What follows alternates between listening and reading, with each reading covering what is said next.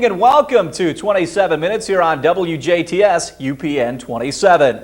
The Jasper community lost one of the most influential business, political, and civic leaders this week. Arnold Habig died on Monday at the age of 91. Habig founded the company that is now known as Kimball International today. He was heavily involved in the KFC home and was a strong supporter of education. In fact, the new campus building on the Vincennes University Jasper campus is named in his honor. Friends may call Sunday afternoon at Becker and Kleesner Downtown Chapel. Funeral services for Arnold Habig are set for Monday at St. Joseph's Catholic Church in Jasper. Last weekend, the Huntingburg merchants held their annual Daffodils Stroll. That meant Tony Frick went strolling as well.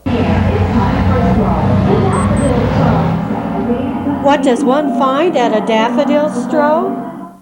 Of course, signs of spring, strollers, Easter decorations, some wet weather friends, even a queen, a daffodil queen that is. This year's queen is Ruth Ann Dittmer. Daffodil queen must be. Yeah. And what are your honors and duties today? Oh, just to walk around and talk to the merchants and thank them all for my gifts, which are gift certificates and war bonds and sweatshirts, a little bit of everything. You enjoy doing this? Oh, it's fun. I've never been a queen before in all my life. Quartet been out? No, they haven't. Okay, what about the Easter Bunny? He hasn't been here yet either. Oh my goodness. No, I don't believe so. I haven't seen him. Okay. I'm sure he'll be hopping along here soon. You're not going to hop after him? No, I'll let the kids do that. Okay. Okay. Yes, the kids were hopping after the Easter Bunny, and he seemed to be looking for someone or something. What you shopping for? Eggs? Oh yes, Easter eggs. Easter is just around the corner, and why, any respectable daffodil stroll would feature colorful spring eggs as well as freshly planted and freshly cut daffodils. Reminds me, best stop here and pick up a few daffodils for a worthy cause. We're selling, American Cancer Society is selling fresh cut daffodils for $5 a bundle. It's a fundraiser during our daffodil days.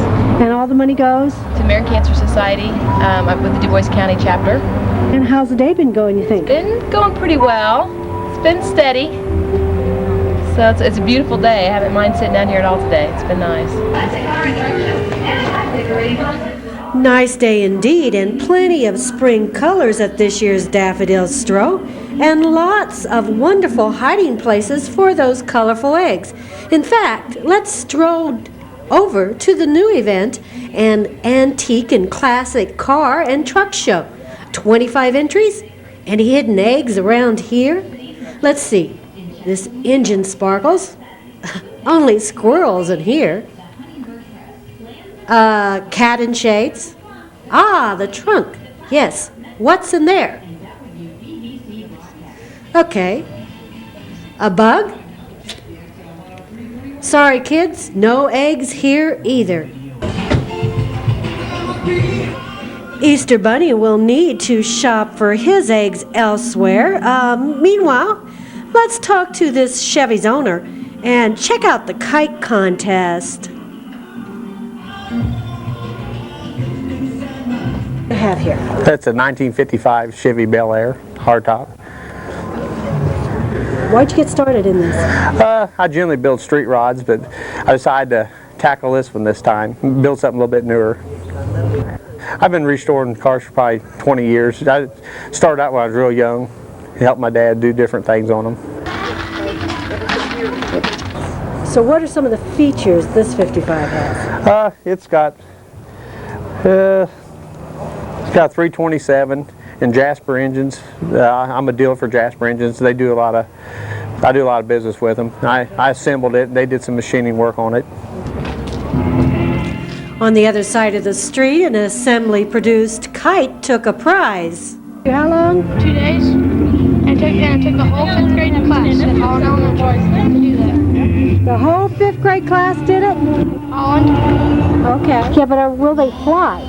No, they don't have to fly. Ah. Tells me the kites don't have to fly. That's correct. It's What's it made out of? Straws and what? looking for you. Straws, yarn, and tissue paper. I'm going to get you on the film here for a stand. I want to know if it took you 2 hours to make this kite. No. 2 days? 20 seconds? No. About an hour. He's in my class. How much time do I have yet? Just about 5 minutes. Hey! They want me, I'm flying. They're going away. Hey, this one works. Yours works. Oh well, wonder if the Easter Bunny found his eggs yet. Oops, seems she is resting and a little busy now. So let's ask this fan across the street. Okay, that's not an Easter egg. Now, what did you get there? A dragon with a hug ass. And who signed that for you? I don't know. Was he a pitcher for the Dragons? Yeah. Favorite player out there? Sparky. I hear you race Sparky. Does he win or do you win? I kill him. He always gets last place.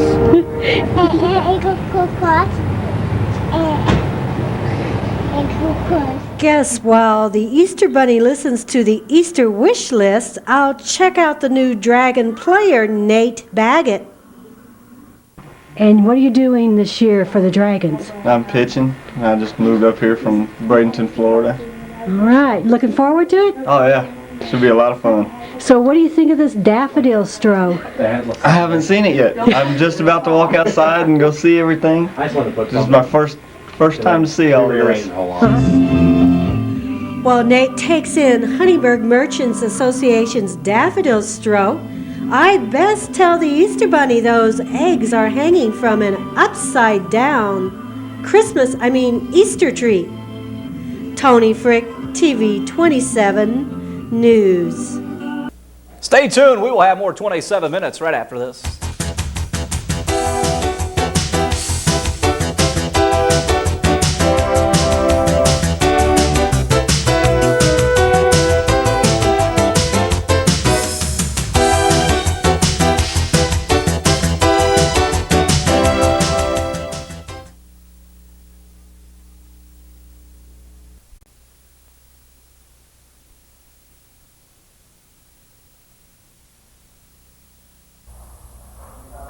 Hello again, this is John Shorgan, the staff of the Indiana House of Representatives, and we're back with another update from the Indiana General Assembly. And today as we speak, we're in a committee day, so the House isn't in session.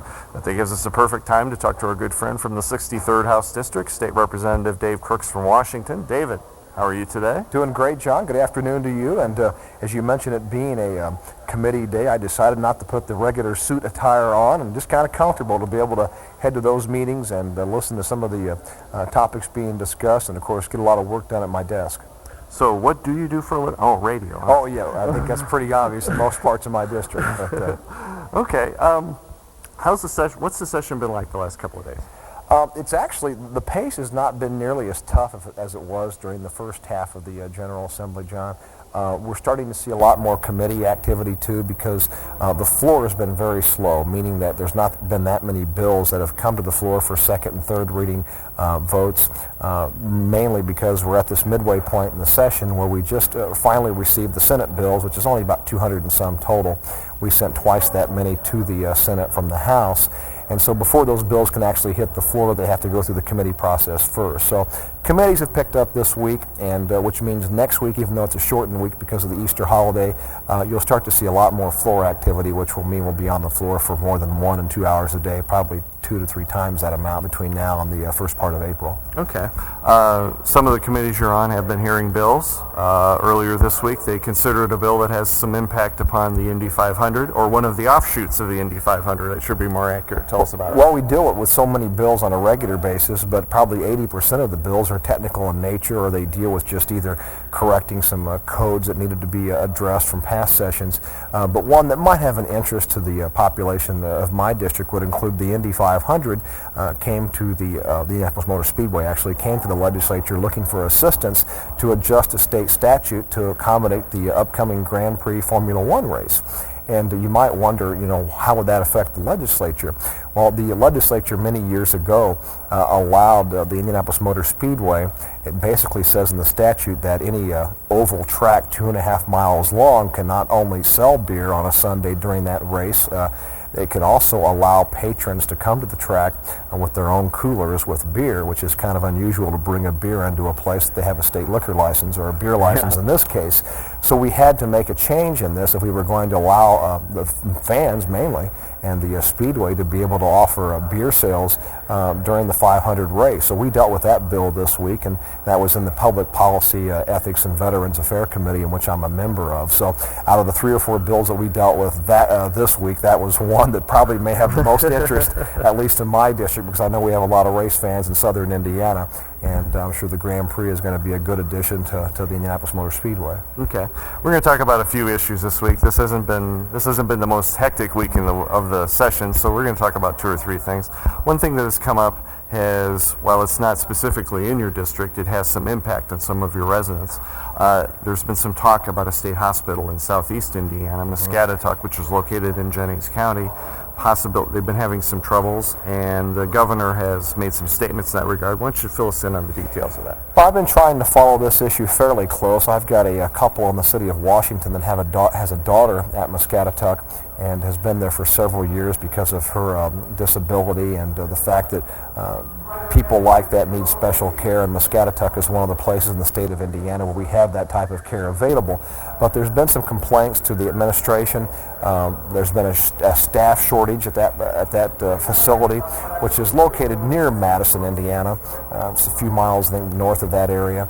But basically, Medicaid had cut federal funding to that facility because of some of these problems that the administration was aware of. So the governor even flew down there earlier this week to assess the situation himself, and I'm confident in the administration that they're going to be able to take care of some of those problems there, and not only get the federal help to keep the facility going, but to make it stronger, because again, it's not the type of facility that we talk about or hear of on a regular basis, but there's people, not just in my district, but throughout the state that may need that facility to take care of a loved one that does need special needs. And in this particular case, I just want to make sure that the governor, as well as the legislature, does everything possible to protect that facility. Okay.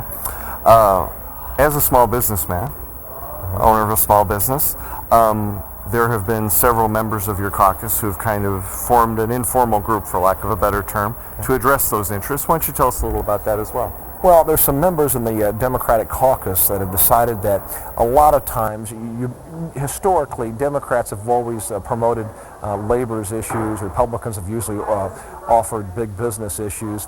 And there's times where there's not always anybody representing those in the middle. And I'm referring to people in farming, for example. Agriculture these days are considered small business, because if you're not a good small businessman in agriculture, you're probably not going to continue to be in farming in the years to come. And then people who run small businesses like myself, or those who are simply on Main Street in Washington or Petersburg and Huntingburg and areas like that, we think sometimes when there's a battle between both caucuses that maybe people in the middle don't always get the proper attention on some of these pieces of legislation. So at least 14 or so members in the Democratic caucus have formed this associated group.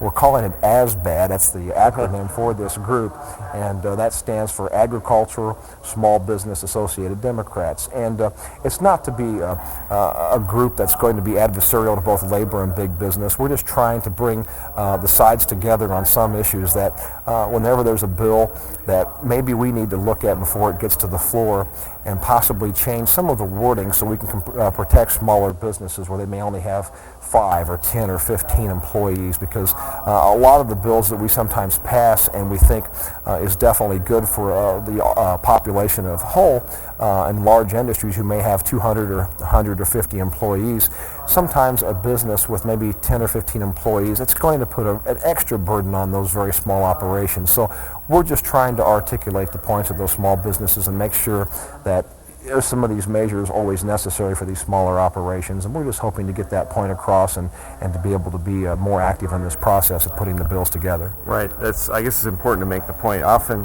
when you use the term business in a legislative manner, people tend to think we're talking about huge organizations, but often the needs of smaller, like you said, the 10 to 15 people, employees, are often not really considered that much. And that's exactly right, John. And again, I'm very supportive of business issues, and I'm very supportive of our workforce on labor issues because, it's labor that, of course, makes the country what it is, and we need to try to bring the two together as often as possible. But sometimes those that are so pro-labor and some that are so pro-business seem to forget those people stuck in the middle. They don't seem to get enough representation, or they don't always have a voice. So I've been elected secretary of this newly formed group. Mark Lytle of Madison, a friend and colleague, is the chairman, and we're just hoping to kind of bring the process together to help to make sure that everybody's represented, and we look forward to being a part in this process as not only this legislative session continues, but for the years to come.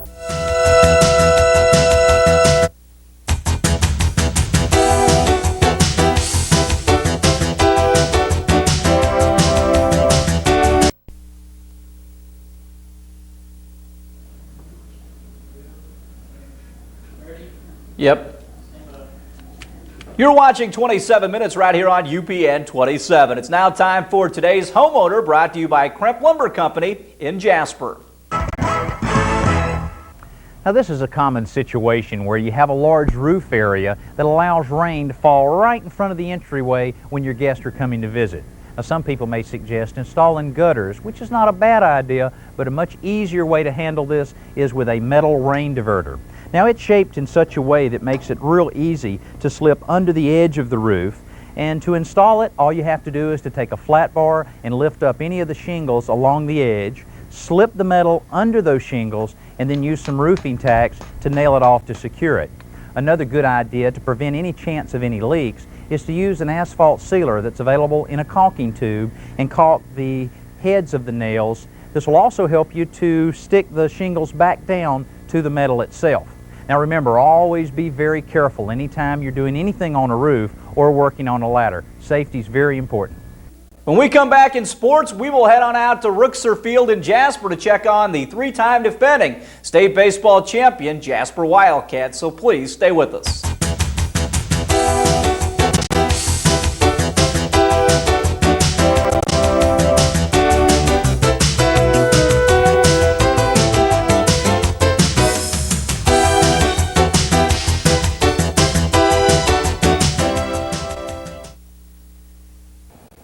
Welcome back to 27 Minutes here on WJTS UPN 27. Springtime means baseball time for the three-time defending state champion Jasper Wildcat baseball program. The Wildcats have been at it here during spring break this week. Terry Gilbert talks about how practice is going so far. It was a rough preseason from the standpoint we didn't get on our field until late March, and that just doesn't usually. 2-2-2. The JV guy. I don't care. Do something.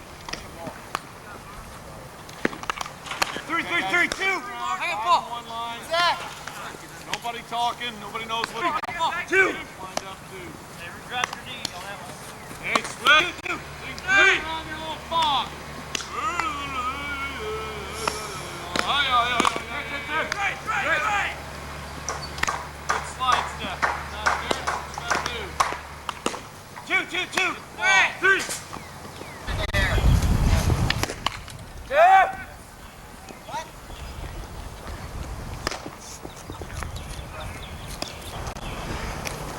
Lob it in, sir. Good! 1! Go inside.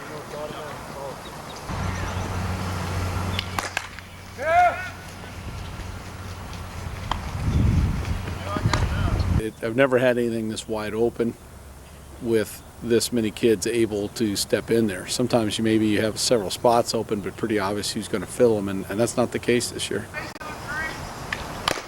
2, 3. Can't stand there, kneel flat-footed, play baseball. Cannot play flat-footed or backing up. That simple.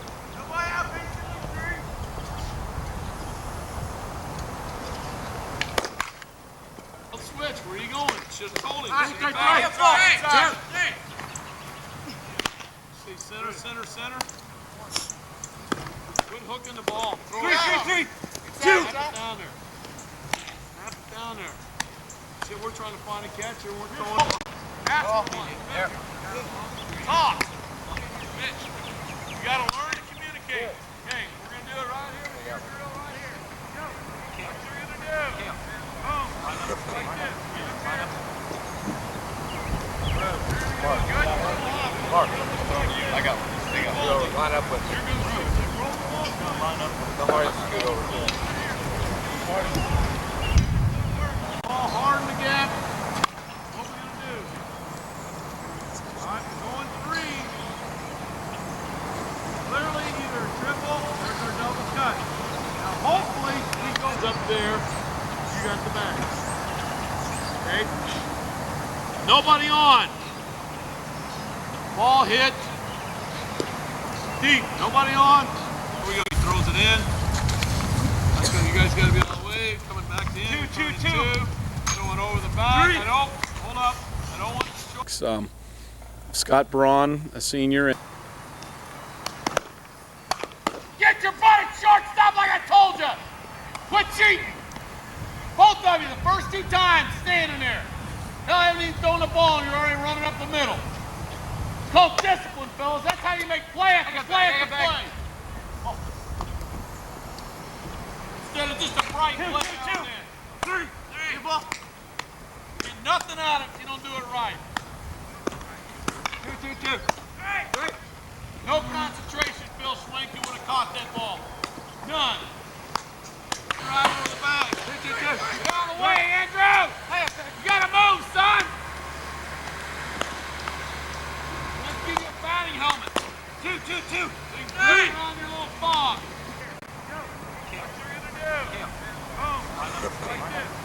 Kurt, like you said, we're probably, we're dressing 15 guys, and all 15 are in the running to play. And you take last year, we had 9-10 guys, and that was it, that knew they're going to play day in and day out. And depending on who's pitching and where we're at defensively, it's going to make a big difference, and also who's swinging a hot bat, who's doing well in practice. So I think they could be a very good hitting team. We just got our hitting tunnels rebuilt, and Park and Rec Department did a great job getting that up for us, and that helps us a lot. So we're behind on our swings, we're behind defensively, but I think most teams are at this point in time. We're just happy to be out on the field and trying to play baseball. 2.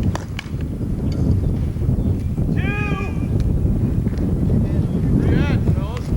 Oh, we had a force out. There's no one red line. Now.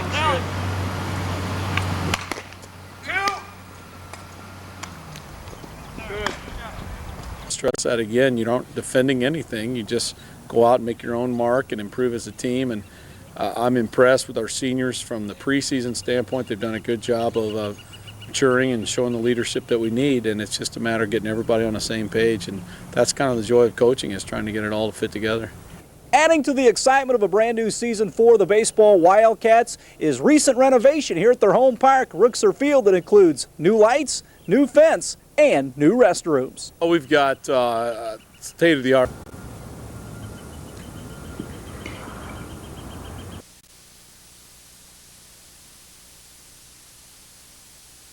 You got to cheat over before the play ever starts. You're breaking there.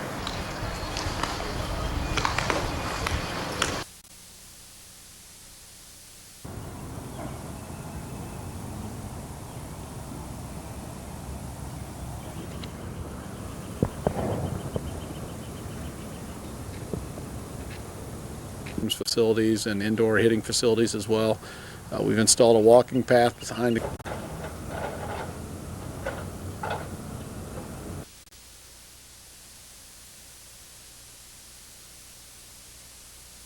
and just absolutely super. And when it's all said and done, it's going to be a wonderful facility. It's something that's been phased out by the school corporation, the city, and the Friends of Jasper Baseball, and we're about through that second phase, and everything's progressing very well. Coach Gobert and the Wildcats open their season Monday night right here at Rookser Field against Bedford North Lawrence at 5:30. You can see it at 10 o'clock right here on WJTS UPN 27. That will wrap up 27 minutes for this week. I'm Kurt Gutgsell. Have a great holiday weekend.